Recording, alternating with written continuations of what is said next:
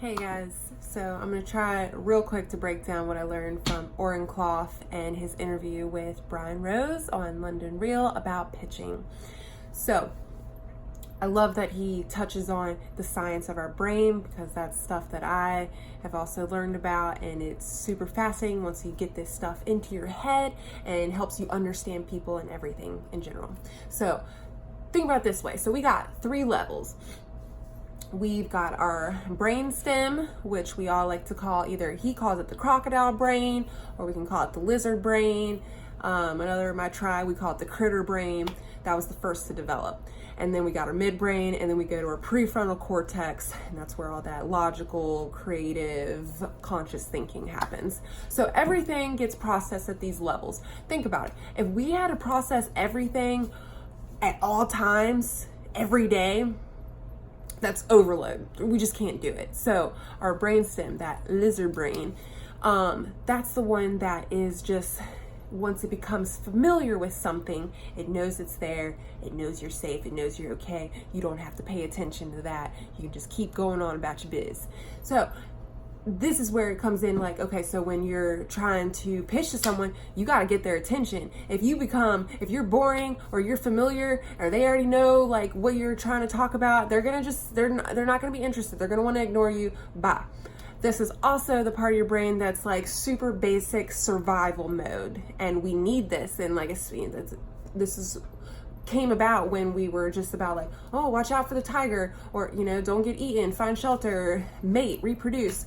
So I love how he says this. It's like, so really almost it's like basic instinct that you're just like, okay, do I either want to kill you or run away? Do I want to eat you, or do I want to mate with you?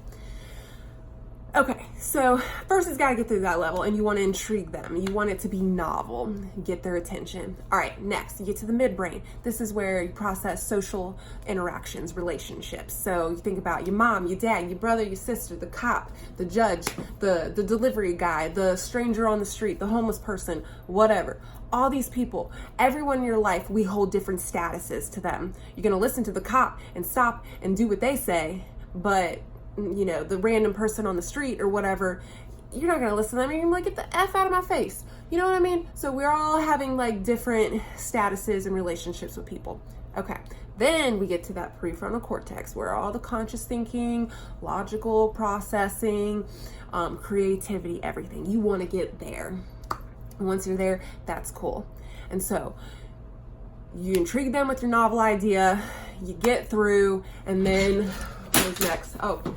Status. So this comes into play because, so think about it. If you're going into a meeting and you're going in with like people who have tons of money, or on just like clearly on a higher status than you, you need to achieve something, you need to get a little bit more up there with them. So that's why you want to deliver this bam, powerful speech, own it, and they're like, damn, he's good, she's good.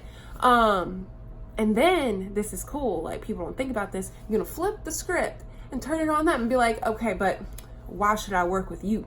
Put them on the spot. They're not prepared. They're gonna bomb that, and they're gonna be like, damn, all right, you just raised your status. You wanna make them feel good. This is all done in like a nice, charming way, but this is not about like, oh, please take me, I'm begging for you. No.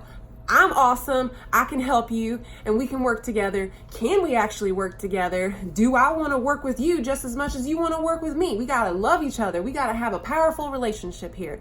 I think that's so cool. And then people want what they can't have. So it's all about like, you're showing them how you can solve this problem, but and he says, don't lead off with the solution. And it's all about like, and I love Brian brings up like, well, what do we do about people that are offering like free stuff? And he's like, okay, well, offer that free stuff, but then take it away. Know your value. And be like, if you want to go somewhere else and get free stuff, then by all means go ahead. But I know what I bring to the table. I know my quality, my values, it's up here, and I'm worth it. And people are going to appreciate that. People want what they can't have. So, cool stuff. I'll end it there. Trying to keep it short and sweet for y'all. Hope this helped. Cool. Watch the video. Bye.